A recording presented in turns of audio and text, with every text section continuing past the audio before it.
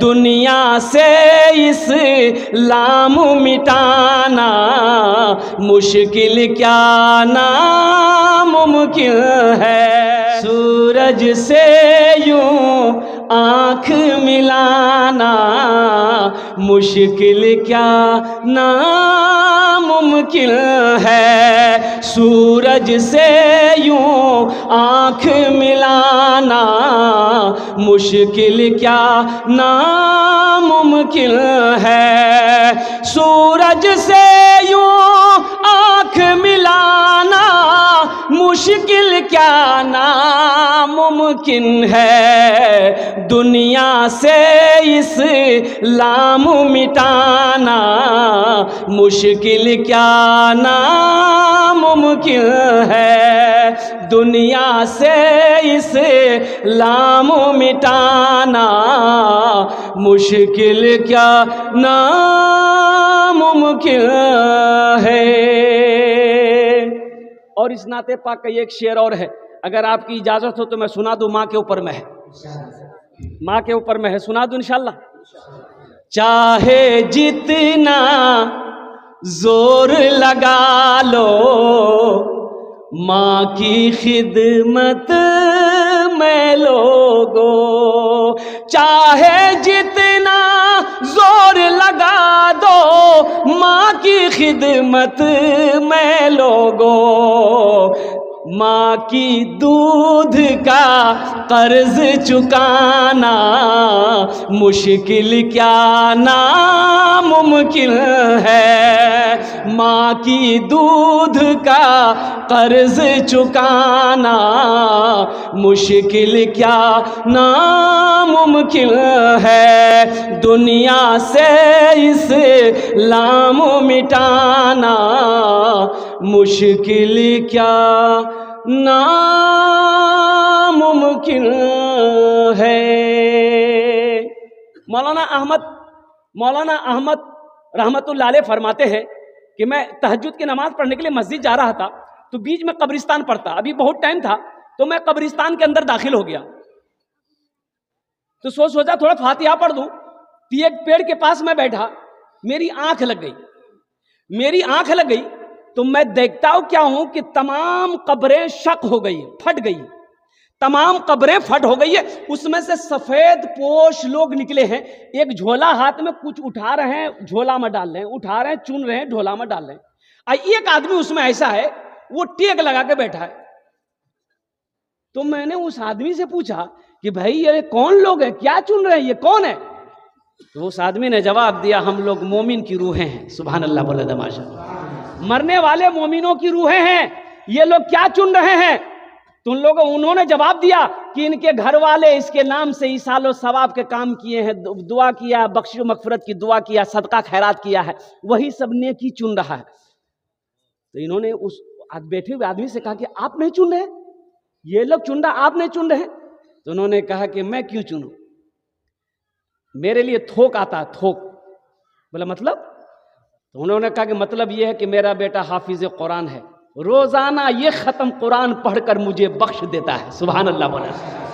मुझे चुनने की क्या जरूरत है, मुझे एक एक नेकी चुनने की क्या जरूरत है? मेरा बेटा रोजाना ये खत्म कुरान पढ़कर मेरे हक में दुआ कर देता है, अल्लाह के फरिश्ते थोक लाकर मेरे पास नेकियां लाता है। बेकार जिंदगी को तू अपनी सवार ले, बेकार जिंदगी को तू अपनी सवार ले, तौबा का दर खुला है खुदा को पुकार ले, तौबा का दर खुला है खुदा को पुकार ले, खुदा को पुकार ले। अभी कई बच्चों की दस्तारबंदी हुई। कितने बच्चों की दस्तारबंदी हुई? 6 बच्चों की दस्तारबंदी हुई। मैं सलाम करता हूँ उन असातिज़ा इकराम को, जिनकी मेहनत, जिनकी काविशों से इन पत्थरों को तराश कर इन्होंने हीरा बनाया। और सलाम करता हूँ उन माँ बाप को जिसका बेटा आज हाफिज कुरान हुआ। एक बात याद रखिएगा, कुछ लोग कहते हैं बच्चे को नमाज पढ़, नमाज पढ़, नमाज पढ़, नमाज। अरे पहले नमाज की पहले कुरान। अरे बोलो नहीं हो तो कुरान पर वक्त नमाज पढ़ देगी। कुरान पढ़ाइए तब नमाज पढ़ेगा। अब कुरान पढ़ा हुआ है ये नमाज हम की पढ़ती हूँ। एक इमाम साहब थे, एक आदमी घर बगल में भैंस था, वो भैंस पालता था। तो इमाम साहब ने कहा कि जिंदगी भर ते भैंसे चले तेरे वे नमाज नहीं पढ़े। बोले पर वो फुर्सत नहीं जाम रहा। पढ़ो नमाज पढ़ो, अल्लाह का बंदा, फायदा हो मिलेगा, अल्लाह फायदा दे। बोले की फायदा? बोले भैंस दूध ज्यादा दे, तू नमाज पढ़ा। बोले भैंस दूध ज्यादा देती तो कल भैंस मैं पहुंची जाऊंगा। 5 बजे आजान होती थी, 4 बजे भोर में पहुंच गया। फजर की नमाज पढ़ के जब घर पहुंचा एक भैंस मर गई। दौड़ा दौड़ा मस्जिद आया, बोला इमाम साहब गजब हो गया। बोला क्या हुआ? बोला कि देखिए अभी फजर पढ़े एक भैंस मर गई। तो इमाम साहब ने समझाया अल्लाह तुम्हारा इम्तिहान ले रहा है, तुम घबरा गए। बोले नहीं घबराने वाले नहीं हैं, हम भी पहलवान हैं। बोला जो घर जो। जोहर की अजान हो गई, बड़ा डर डर के मस्जिद आया, कहे कि दूसरी नबी ना चली जाए। आज जैसे ही फजर जोहर की नमाज पढ़ के गई, आज हकीकत में कहिए इत्तफाकन की दूसरी भैंस भी मर गई। तो समझी गई कि दिन रात मिला के 5 टाइम नमाज थी, 5 भैंस अमर चलो थी। वो भैंस का बच्चा पर्रू चिल्ला रहा था, मां मर गई, पर्रू चिल्ला रहा था।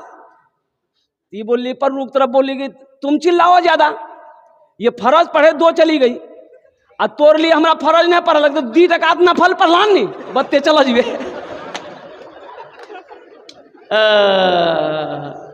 मेरे नौजवानों, मेरे बच्चों, कुरान पढ़ो। पहले कुरान है, पहले कुरान अपने बच्चों को कुरान पढ़ाइए।